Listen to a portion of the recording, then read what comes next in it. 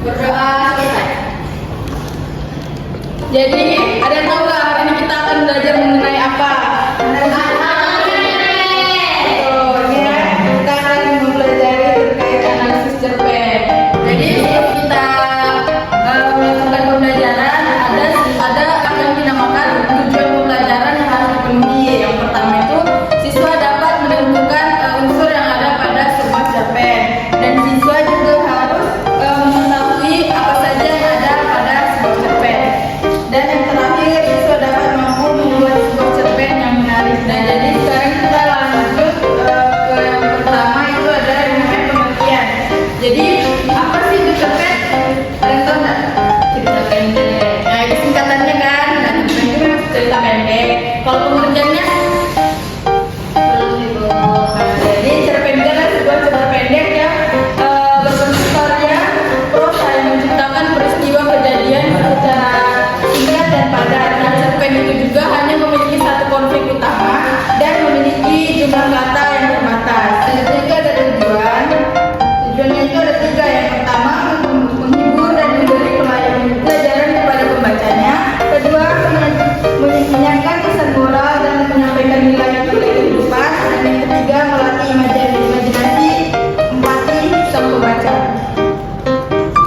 Selanjutnya kita ke ciri-ciri.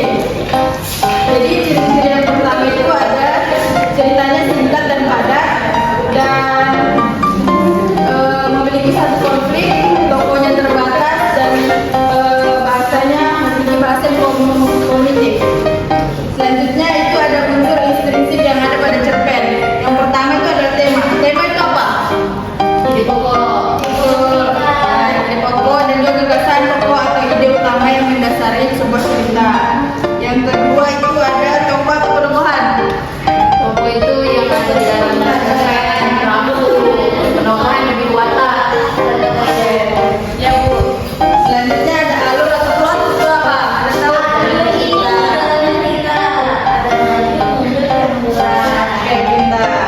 Selanjutnya ada konflik, permasalahan dalam cerita. Oke, yang kelima itu ada latar, tempat terjadinya peristiwa seperti latar.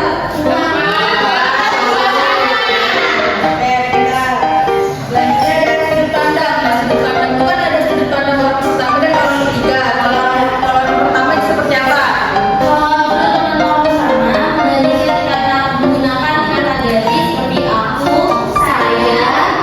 Selanjutnya itu sudut pandang orang ketiga seperti apa?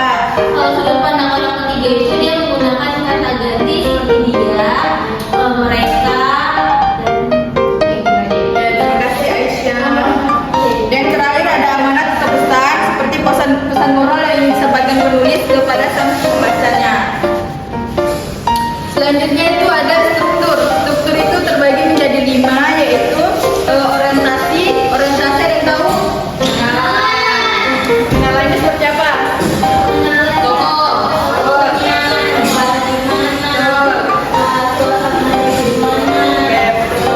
Selanjutnya ada yang dinamakan komplikasi. Ada yang tahu? Masalah atau pertengkaran yang ada pada suatu cerita. Dan yang ketiga ada klimaks. Klimaks itu apa? Yang keempat ada resolusi. Dan yang terakhir ada koda, penutup atau kesimpulan yang ingin disampaikan. Selanjutnya kita beralih ke langkah-langkah pembuatan cerpen. Nah, perhatikan ya anak-anak, ketika kita ingin membuat suatu cerpen, minimal harus ada 5 langkah ini yang kalian terapkan. Oke? Yang pertama itu tentukan tema, tentukan ide dan tema. Kalau kita tidak memiliki ide, pasti sebuah cerita itu tidak akan jadi. Yang kedua itu susun kerangka ceritanya. Setelah disusun, tentukan tokohnya, latarnya di mana dan alurnya seperti apa.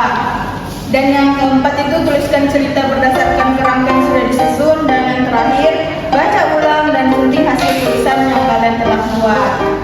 Jadi dari semua materi ini sudah paham atau belum? Kalau sudah paham berarti mampu menjawab pertanyaan-pertanyaan yang akan Ibu berikan. Oke.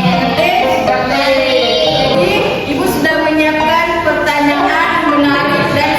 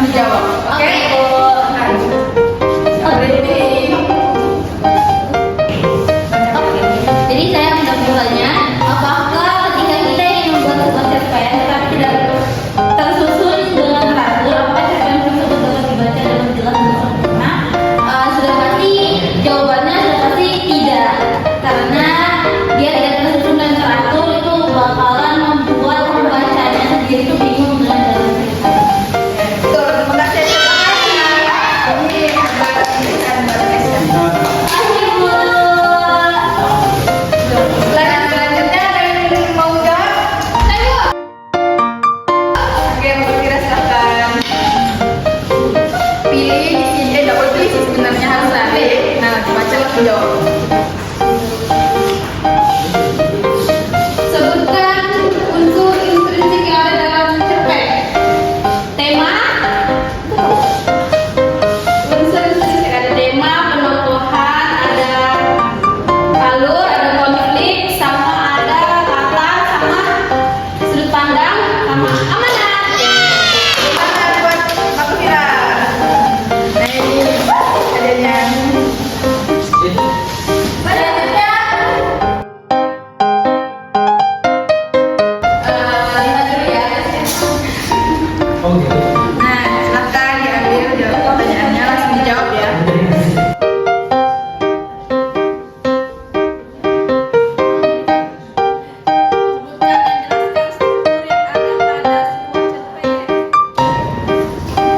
Strukturnya tadi ada orientasi. Orientasi itu apa?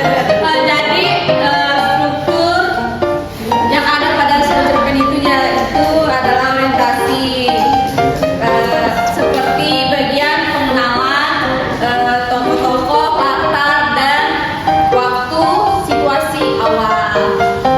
Yang kedua, komplikasi, yaitu kemunculan permasalahan. Selanjutnya klimaks. Yang terakhir, resolusi, penyelesaian konflik. Yang terakhir, modal, yaitu bagian penutup. Tepuk tangan. Ini buat kamu.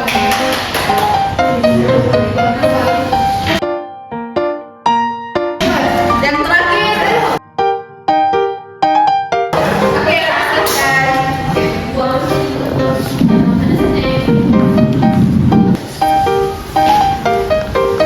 Soalnya apa yang kamu pahami mengenai cerpen menurut pendapat kamu? Menurut saya, cerpen itu adalah cerita pendek yang bisa dibaca dalam sekali duduk dan apa yang yang jumlah katanya tidak lebih dari 10.000. Jadi dapat disimpulkan hari ini yaitu cerpen itu cerita pendek yang mampu kita baca dalam sekali duduk dan katanya terbatas. Jadi saya harap anak-anak semuanya mampu membuat cerpen sesuai dengan pengertiannya yang jelas, tujuannya juga jelas dan struktur seperti itu. Mungkin itu saja yang bisa disampaikan hari ini. Sekian dan wassalamualaikum warahmatullahi wabarakatuh.